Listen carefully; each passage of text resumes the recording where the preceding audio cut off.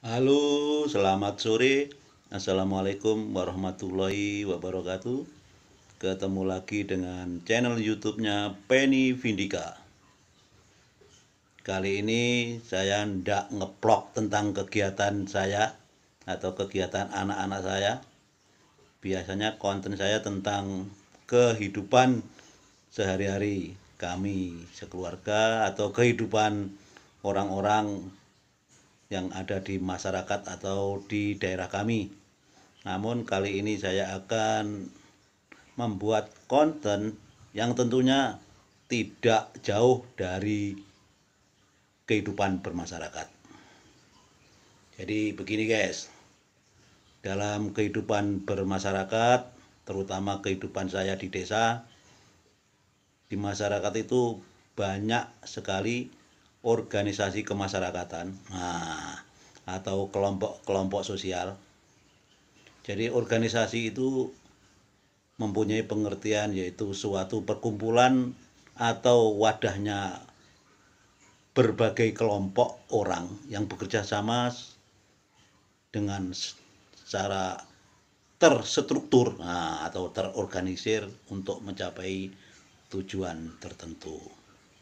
Jadi organisasi itu memang harus terstruktur. Jadi ada ketua, wakil ketua, dan lain sebagainya. Jadi banyak macam contoh organisasi di masyarakat, baik itu masyarakat desa atau masyarakat kota.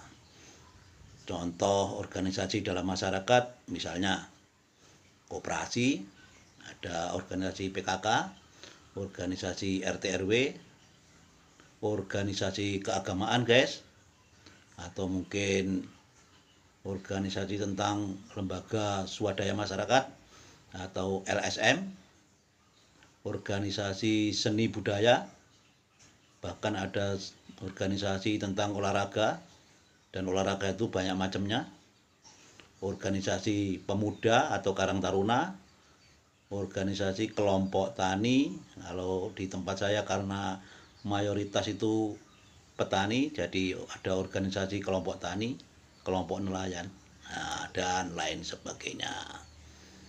Di sini saya akan membahas tentang mengapa organisasi kemasyarakatan tersebut atau kelompok sosial tersebut sering buyar, atau tidak jalan alias mandek.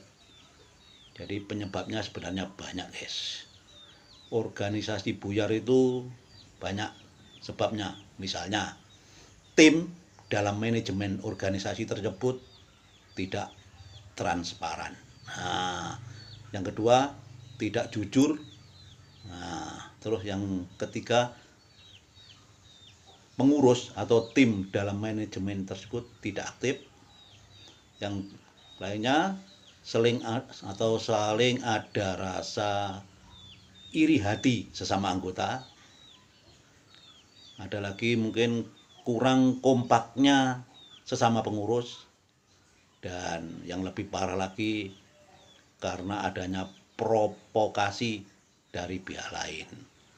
Jadi itu sebab-sebab mengapa organisasi di masyarakat itu sering buyar. Jadi saya sering mengamati baik di daerah saya sini maupun di daerah saya waktu kerja di Kalimantan begitu. Rata-rata penyebabnya begitu. Jadi sebelum lanjut membahas tentang organisasi masyarakat, sebab-sebab rusaknya organisasi, mohon saudara-saudara, teman-teman, kawan-kawanku semua di like dan subscribe di bawah ini, karena subscribe itu gratis guys. Nanti dilanjut setelah ini kita ngopi sebentar guys.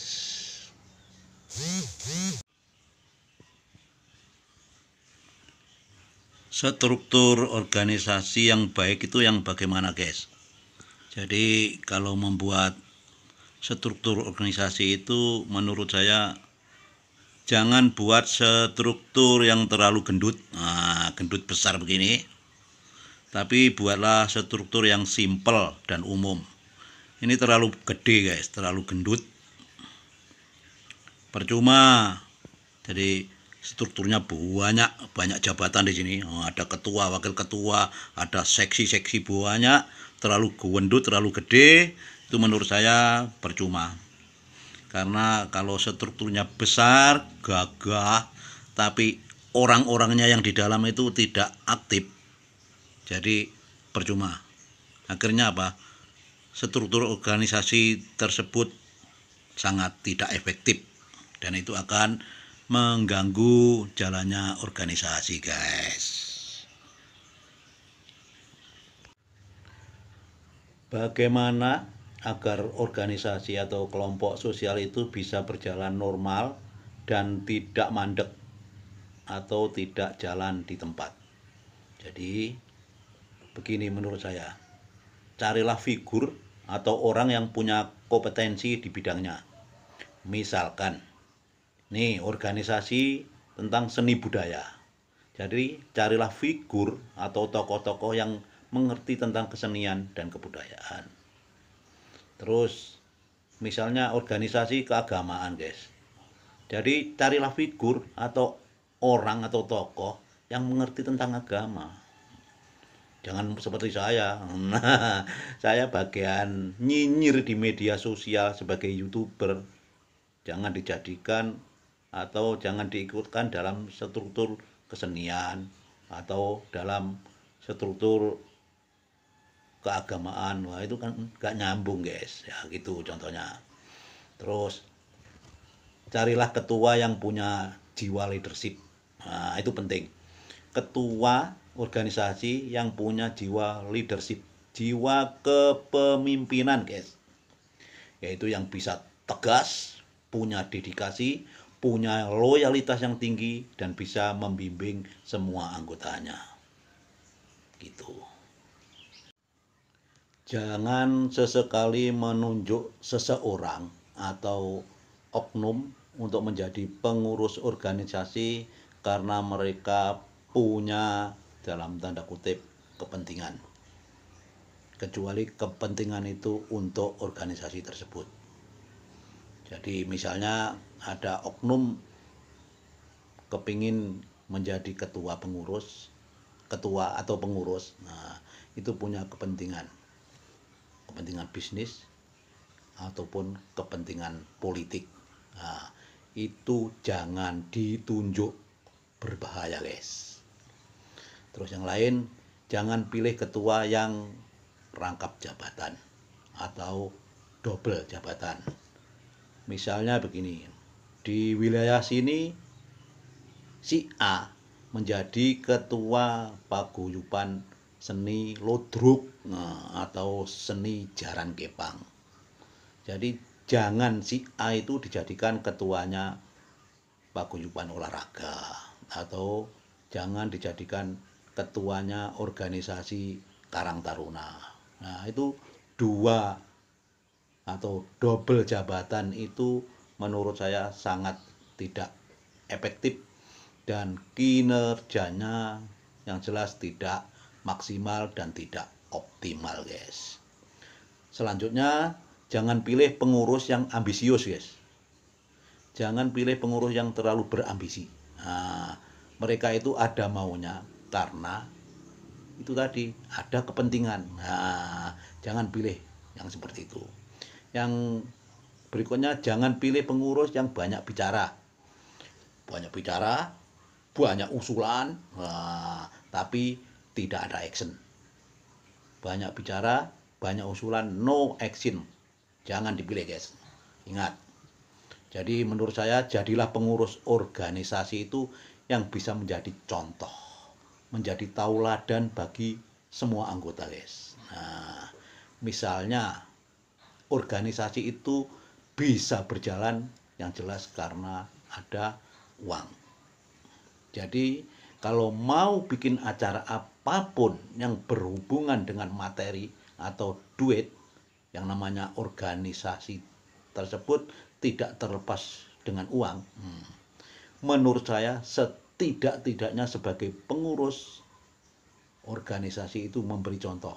Misalnya kalau anggotanya itu iuran dipatok 100.000, seharusnya jadi pengurus anggota itu lebih dari 100.000. Nah, itu namanya pengurus yang jos, dan itu akan menjadi tauladan. Dan ingatlah guys, teman-teman semuanya, di mana-mana itu kalau ada oknum yang banyak usul, ingat, oknum banyak usul, banyak bicara. Nah, biasanya pelit tentang iuran duit itu.